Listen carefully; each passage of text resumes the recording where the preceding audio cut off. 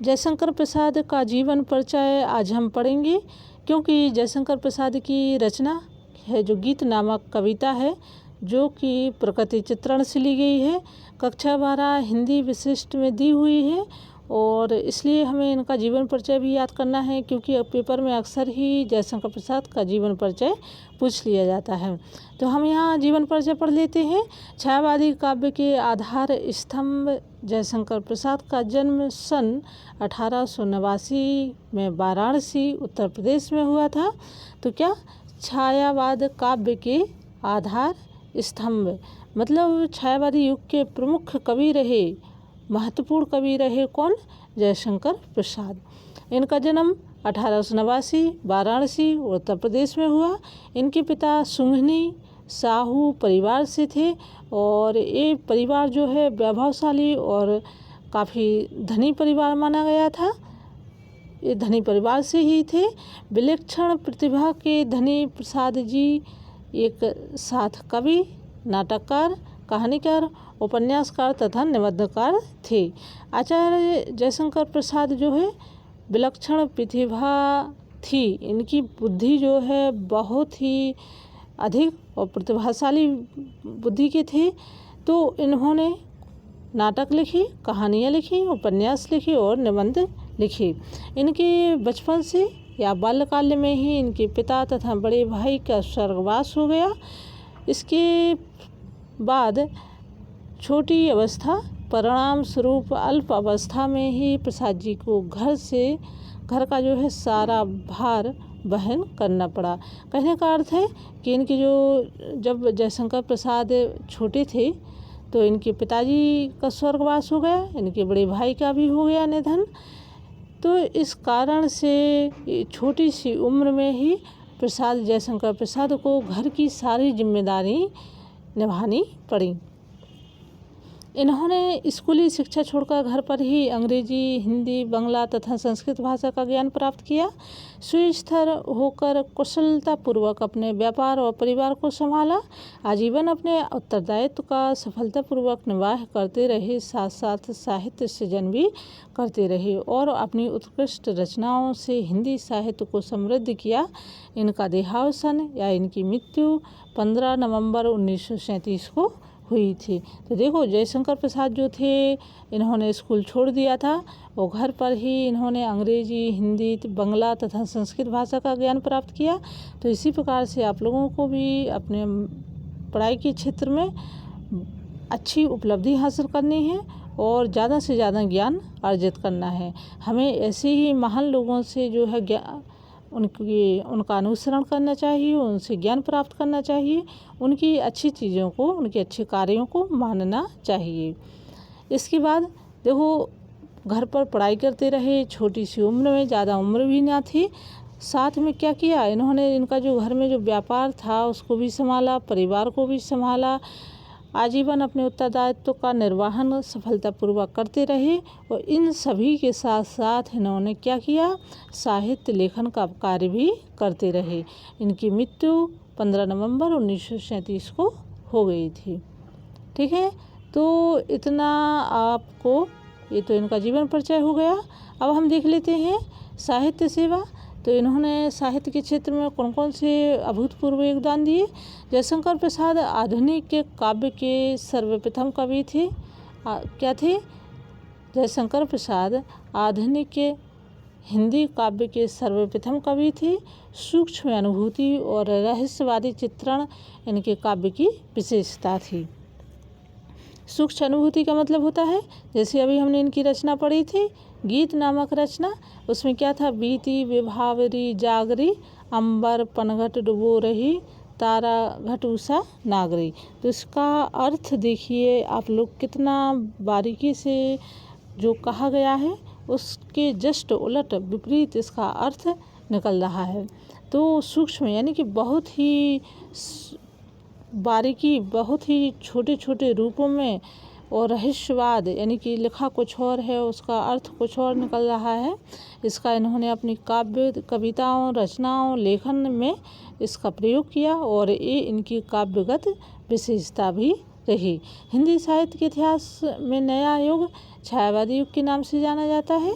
इस प्रकार जयशंकर प्रसाद छायावादी युग के प्रवर्तक थे। प्रेम और सौंदर्य इनके काव्य के प्रमुख विषय रहे। तो जयशंकर प्रसाद छायावादी युग के कौन माने जाते हैं? प्रवर्तक। इनकी पहली एक रचना थी झरना, और झरना से ही छायावादी युग का आरंभ माना जाता है। छायावाद का मतलब क्या होता है? यदि आप लोग कमेंट बॉक्स में लिखें तो मैं इसका पूरा 2 लाइन में आपको इसका इतना सारगर्भित अर्थ बताऊंगी कि आप लोग कभी नहीं भूलेंगे कि छायावाद क्या है। ठीक है, कक्षा 12 के बच्चों के लिए देखो, क्योंकि हिंदी हमेशा अपने साथ चलती है। चाहे हम 12वीं के बाद BA करें, BSc करें, BCom करें, कोई भी कुछ भी करें, हिंदी हमारे साथ ही रहेगी। बेहतर है कि आप लोग हिंदी का बारीकी से और विस्तृत ज्ञान ले लें। तो आप लोग कमेंट में ज़रूर लिखिए। अब हम देखते हैं रचनाएं। तो प्रसाद जी बहुमुखी प्रतिभा के धनी साहित्यकार थे। गद्य और पद्य, प्रबंध और मुक्तक, खंडकाव्य और प्रबंध काव्य, कहानी, नाटक, उपन्यास, निबंध, आलोचना। कहने का आशय यह है कि साहित्य का कोई भी पक्ष उनसे अछूता नहीं बचा। इन सभी रूपों में उन्होंने अत्यंत उत्कृष्ट कोटि के साहित्य का प्रणयन किया। प्रणयन का मतलब होता है लेखन कार्य किया, ठीक है, या रचना की। किस क्षेत्र में की? देखो, गद्य में की। गद्य का मतलब होता है, जैसे आमतौर में यदि हम यही जो है उनका जीवन परिचय पढ़ रहे हैं, अपनी जो साधारण बोलचाल की भाषा को हम गद्य ही कहेंगे। और गीत गायन शैली में, जैसे अभी हम इनकी जो गीत रचना पढ़ी, तो इसको यदि हम गा कर के पढ़ते, लयबद्ध तरीके से पढ़ते, बीती, विभावरी, जागरी, है ना, तो ये क्या है? ये पद्य हो जाता है। प्रबंध, ये मुक्तक, खंडकाव्य, प्रबंध काव्य, कहानी, ये जो विधाएं हैं, सभी विधाओं में इन्होंने क्या किया? लेखन कार्य किया। अब इनकी रचनाएं हम देख लेते हैं। तो आप लोगों के लिए इतनी रचनाएं दी हुई हैं, इनमें से कम 5 रचनाएं तो आपको याद करनी है जब आप जीवन परिचय लिखेंगे। तो इनकी प्रमुख रचनाएं हैं चित्रधारा, कानन कुसुम, करुणालय, महाराणा का महत्व, प्रेम पथिक, झरना, आंसू, लहर और कामायनी। तो कैसे आपको याद करना है? देखो, याद करने के भी कई तरीके होते हैं। पहले हम आंसू ले लेते हैं। 12वीं के स्टूडेंट के लिए बता रहे हैं, आंसू, झरना, ठीक है, यहाँ इससे लिखते नहीं बनता है। और इसके बाद है लहर, है, इसके बाद है क्या? प्रेम पथिक। तो इसको हम कैसे इसका ट्रिक बनाएंगे? आंसू झरे और लहर बनकर प्रेम पथ पर चले, है ना, ऐसा कुछ आपको। तो इसमें क्या होगा? आंसू झरे लहर बनकर प्रेम पथ पर चले, ऐसे आपको याद करना है। किसी भी प्रकार से आप इसका कोटेशन टाइप का बना लीजिए तो वो अच्छे से याद हो जाएगा। कामायनी इनकी सबसे महत्वपूर्ण रचना है। तो कामायनी आपको याद करनी है। इसके अलावा जैसे महाराणा का महत्व हो गया तो ये भी याद हो जाएगा, ये कोई कठिन नहीं है, है ना। करुणालय, कामायनी, कानन कुसुम, या जो काका वाले जो है उसको याद कर लीजिए। कामायनी छायावाद का महाकाव्य है, ये आपको याद रखना है कि छायावाद का महाकाव्य किसे माना गया है? तो कामायनी को माना गया है। इसमें मनु और श्रद्धा की कहानी दी हुई है। आशु प्रसाद जी का लोकप्रिय ब्रह काव्य है। ब्रह का मतलब होता है दुख भरा काव्य है। भाव पक्ष हम देखते हैं। तो भाव पक्ष में हम क्या पढ़ेंगे? दार्शनिक विचारधारा। प्रसाद जी का एक दार्शनिक कवि थे। उनके महाकाव्य कामायनी में आनंदवाद की प्रतिष्ठा हुई। यह ग्रंथ अपनी अद्भुत छटा बिखेरता हुआ भ्रमित मनुष्यों का पथ प्रदर्शन कर रहा है। दूसरे नंबर पर प्रेम और सौंदर्य की विवेचना। तो प्रसाद जी प्रमुखतः प्रेम और सौंदर्य के उपासक हैं। तो देखो, ऐसे लिखना है आपको। दार्शनिक विचारधारा भाव पक्ष के अंतर्गत नंबर 1 क्या है? दार्शनिक विचारधारा। तो क्या लिखना है हमें? जयशंकर प्रसाद दार्शनिक कवि थे। उनके महाकाव्य कामायनी में आनंदवाद की प्रतिष्ठा हुई और उन्होंने दार्शनिक विचारधारा को रखकर ही इसकी इसका जो लेखन कार्य किया तथा भूले भटके या भ्रमित मनुष्यों का इस महाकाव्य के माध्यम से पथ प्रदर्शन किया, ठीक है, या सही मार्ग दिखाया, ऐसे आपको लिख देना है। दूसरे नंबर पर प्रेम और सौंदर्य की विवेचना। तो प्रसाद जी प्रमुखतः प्रेम और सौंदर्य के उपासक हैं। छायावादी कवि प्रकृति की हर वस्तु में सुंदरता के दर्शन करता है।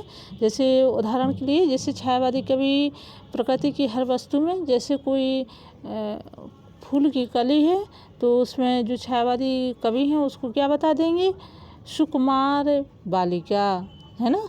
कोई लता है तो उसको बता देंगे कोमल कांत नायिका, ऐसे। तो उसमें क्या करते हैं बोलो, प्रकृति की हर वस्तु में उन्हें सुंदरता और मानवीकरण का रूप दिखाई देता है।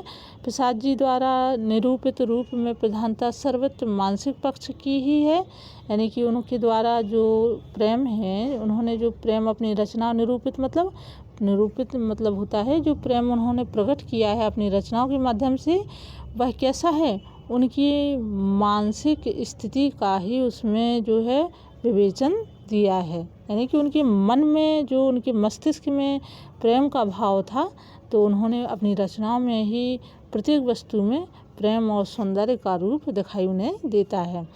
प्रसाद के द्वारा व्यक्त सौंदर्य में बाह्य सौंदर्य और शारीरिक सौंदर्य का अद्भुत सामंजस्य है। कामायनी का एक उदाहरण देखिए, यहाँ पर एक कामायनी की पंक्तियाँ दी हुई हैं, तो ये आप यदि लिखें तो ठीक है, नहीं लिखें तो कोई आवश्यक नहीं है। नील परिधान बीच सुकुमार खुला है था मृदुल अध खुला अंग, खिला हो ज्यों बिजली का फूल, मेघ बन बीच गुलाबी रंग। तो देखो यहाँ पर तो उन्होंने नील परिधान बीच सुकुमार खुला था मृदुल अध खुला अंग, तो यहाँ पर क्या है, ऐसे लग रहा है जैसे किसी महिला स्त्री का वो वर्णन कर रहे हैं। अब उन्होंने इसकी तुलना किससे कर दी, जैसे बिजली के फूल से कर दी, है ना।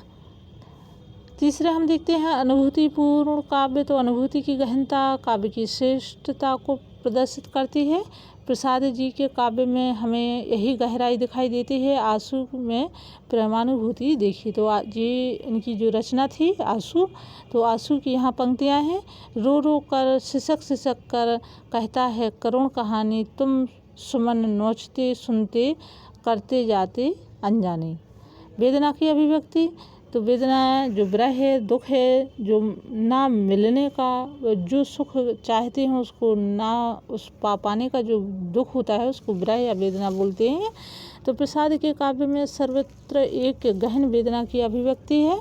आंसू में तो उनकी गहन वेदनाभूति अपनी संपूर्ण गहराई में व्यक्त हुई है, जिसकी पीड़ा पाठक के हृदय को छू जाती है। पांचवा है कल्पना का अतिरेक व रहस्यवाद। तो भावानुभूति के साथ साथ प्रसाद जी की कविताओं में कल्पना की अधिकता है। कंटकाकीर्ण कठोर यथार्थ के सामने अपनी कल्पना का जगत उसे अत्यंत मधुर प्रतीत होता है।